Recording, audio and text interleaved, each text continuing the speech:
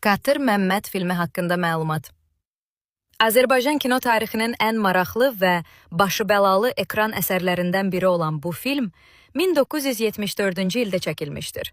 Film 1919-1920-ci illərdə Gəncə quberniyasında baş vermiş kəndli hərəkatından və bu hərəkatın rəhbəri Qatır Məmmədin fəaliyyətindən bəhs edir.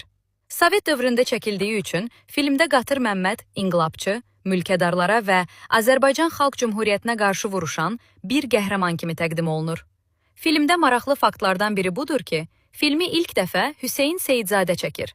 Lakin o, Qatır Məmmədi Sovet ideologiyasına uyğun yox, daha çox milli qaçaq və xalq qəhrəmanı kimi göstərdiyi üçün Moskva və yerli rəhbərlik tərəfindən ciddi tənqid olunur.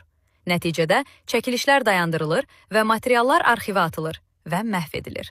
Həm də Qatır Məmməd roluna Əlabbas Qədirov çəkilmişdi və film rejissordan alınır və Rasim Ocaqova verilir. Və bu film ikinci dəfə çəkilir.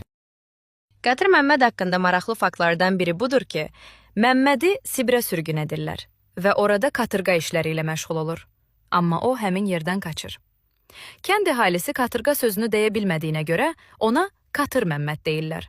Daha sonra bu söz Qatır sözünə çevrilir və Qatır Məmməd kimi yadda qalır.